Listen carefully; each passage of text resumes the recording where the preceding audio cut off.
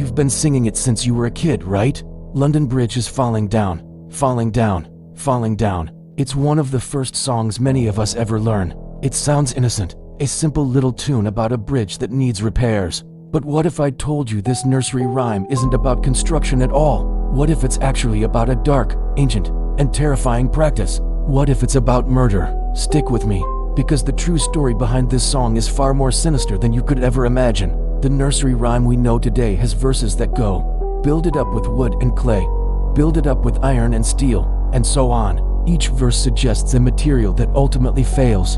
Wood and clay will wash away, iron and steel will bend and bow. It seems like a simple engineering problem, but hidden within the verses of older versions, and within historical folklore, lies a much darker solution. The most disturbing theory connects this rhyme to an ancient belief known as foundation. Sacrifice. It sounds like something out of a horror movie, but for centuries, people across the world believed that for a major structure like a bridge or a castle to be strong and stand the test of time, it needed a living sacrifice to be sealed within its foundations. This practice, sometimes called immurement, was thought to appease the gods or spirits of the land, ensuring their favor and the structure's stability. The spirit of the victim would become a guardian, eternally bound to the structure, holding it up from within. And who was the most common type of victim? Tragically, it was often children. They were seen as pure and innocent, their spirits believed to be the most powerful guardians.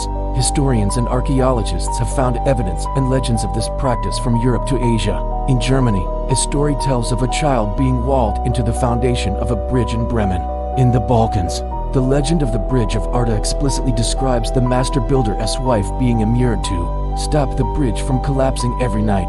So, how does this tie back to London Bridge? The bridge has a long and troubled history. The very first versions, built by the Romans, were made of wood and constantly needed repairs or were destroyed by floods and fires. The first stone bridge, completed in the early 13th century, was an architectural marvel, but also a constant source of anxiety. It was crowded with houses and shops, and the fear of it collapsing was very real. It's in this context of fear and superstition that the theory of foundation sacrifice takes root.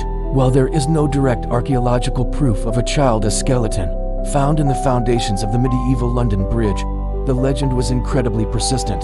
The rhyme's verses talk about different materials failing. Wood and clay will wash away, iron and steel will bend and bow. What if these weren't just lyrical failures, but a coded reference to the fact that no material was strong enough on its own? What if the song is hinting at the need for a final, terrible ingredient? Some versions of the rhyme include a verse that goes, "Set a man to watch all night, but then the watchman falls asleep, and the bridge falls again." The ultimate, unspoken solution in the logic of the time would have been something permanent, something that doesn't sleep, a guardian spirit. Think about the line, "Take the key and lock her up, my fair lady." In many children's games associated with this song, two kids form an arch with their arms, and on this line, they capture another child. It seems like a harmless game of tag, but in the context of foundation sacrifice, it takes on a chilling new meaning. Is my fair lady a reference to a specific victim, or does she represent all the potential sacrifices? Is the game a reenactment of an ancient, horrific ritual, passed down through generations until its original meaning was forgotten? This brings us to a deeper question. Why do such dark stories exist? Why would people create myths about burying children alive? In medieval times, life was fragile, engineering was a process of trial and error, and catastrophic failures were common. When a bridge collapsed, it wasn't just an inconvenience, it could be a deadly disaster. Without modern science to explain structural weaknesses or soil instability, people turned to the supernatural. These myths provided a reason for the unexplainable. A collapsed bridge wasn't due to poor masonry, it was because the river spirits were angry. The only way to appease them was with a sacrifice. It was a way of making sense of a chaotic and terrifying world, a way to feel some semblance of control over forces that were far beyond their understanding. These stories also served as cautionary tales. They reinforced the immense cost and importance of these monumental structures. The bridge wasn't just stone and mortar, it was built on something far more precious. This dark folklore imbued the structure with a sense of sacredness and demanded respect. It's a grim way of thinking, but it reflects a time when the boundary between the physical and the spiritual world was much more fluid. The next time you hear London Bridge is falling down, listen a little closer. The song isn't just about a bridge, it's a relic of a forgotten time, a whisper of ancient fears and brutal superstitions. It's a ghost story set to music, hiding in plain sight. The fair lady might not be a person at all, but a metaphor for the bridge itself, a structure so beloved and important it was personified. Or she could be the symbolic victim, the key being turned to lock her spirit into the foundation forever. The beauty of folklore is that it leaves room for interpretation, but nearly all roads lead back to a place of darkness and anxiety. So, when we sing about the bridge falling, perhaps we're doing more than just reciting a nursery rhyme.